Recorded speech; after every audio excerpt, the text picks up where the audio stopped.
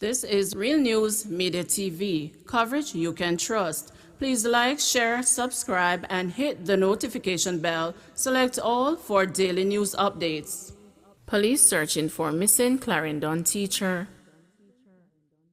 The police are seeking the public's help to locate Clarendon teacher 44-year-old Natalie Dawkins, who has been missing since Tuesday. The police say Dawkins, who is from Denby, is of dark complexion, medium build, and about 5 feet 7 inches tall. Reports from the Four Pass police are that Dawkins was last seen at home at about 11:30 a.m. when her neighbor contacted her about her car alarm that kept going off. The police further reported that the following morning, her relatives tried to contact her, but the calls went unanswered. According to the police, relatives visited the house and realized that her car and other items were missing.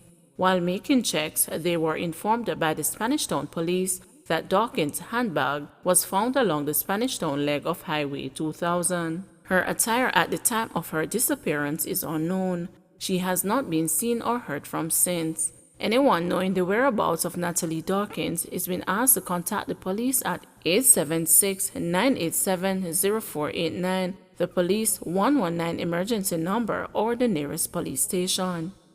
Police constable shot dead in Portmore while visiting 5-week-old daughter.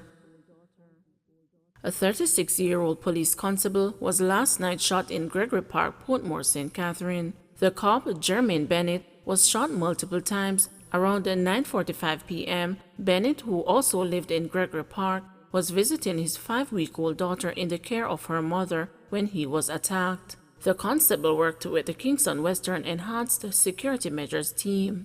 The police reportedly removed 10 9mm spent casings from the scene. Policeman found guilty of failing to provide statement to Indicom.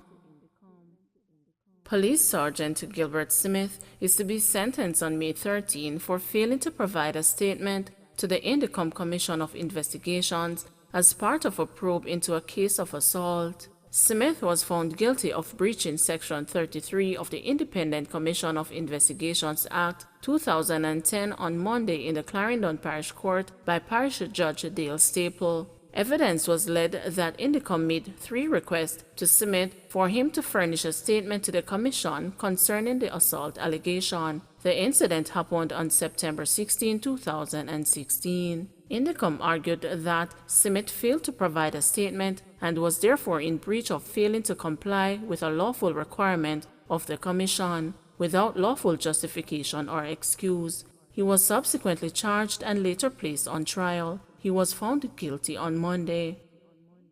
Tour operator found murdered in home community during lockdown. The body of a tour operator was found with chop and stab wounds on Middle Street in Exchange near Ocherea, St. Anne during the island-wide lockdown on the weekend. The deceased has been identified as 68-year-old Wentworth Pearson, otherwise known as Wenty, of Middle Street in Exchange. Reports are that on Saturday, March 27, at about 3 p.m., a relative stumbled upon the body and alerted the police. On their arrival, law enforcers found Pearson's body lying on a dirt track with what appeared to be chop and stab wounds to the neck and back. He was taken to the hospital where he was pronounced dead. The Ocherea's police are probing the incident. Illegal gun seized in St. Andrew. Man arrested. The Kingston West Police have arrested and charged 28-year-old Raheem Burke, otherwise called Ice of Torrington Park, St. Andrew, with illegal possession of firearm and illegal possession of ammunition. Burke was charged following an operation at his house on Monday. The police report that about 7:37 p.m., during a search of Burke's premises, 9 9mm cartridges and a 9mm pistol, made and model unknown, was found in a suitcase in his bedroom. He was apprehended and subsequently charged. His court date is being finalized. 9 new COVID-19 deaths, 389 additional cases. Jamaica on Tuesday recorded 9 COVID-19 deaths, pushing the tally to 596. The deceased are a 62-year-old male from Portland, a 68-year-old male from St. Elizabeth, a 72-year-old male from St. Elizabeth, a 67-year-old male from Westmoreland, a 68-year-old male from Westmoreland, a 54-year-old male from St. Catherine, a 64-year-old male from St. Catherine, a 65-year-old male from Kingston and St. Andrew, and an 82-year-old female from St. Mary.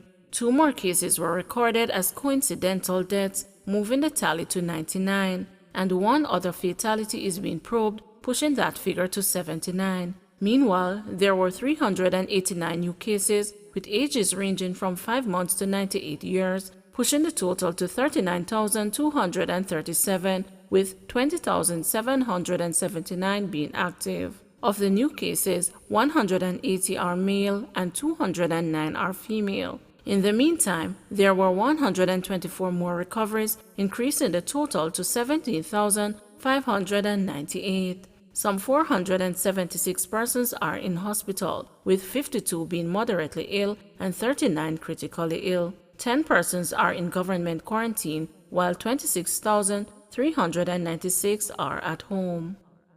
Simone Clark Cooper's mother dies after contracting COVID-19.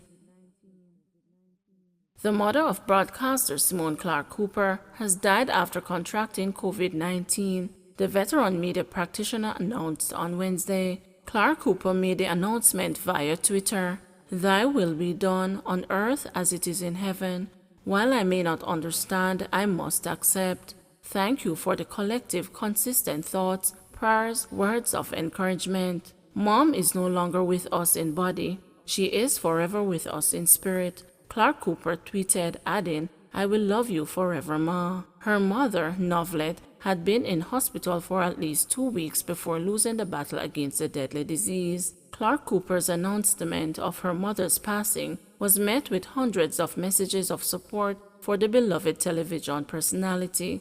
There have been 39,237 confirmed COVID-19 cases in Jamaica and 596 deaths, according to the latest statistics from the Ministry of Health and Wellness. All courts to close at 11 a.m. Thursday. The Court Administration Division has announced that all courts will be closed at 11 o'clock on Thursday morning. This is an hour earlier than the closing time for non-essential establishments ahead of the second weekend lockdown. The Court Administration Division says all courts will reopen on Tuesday, April 6. Please remember to like, share, subscribe, and hit the notification bell. Select all for daily news updates.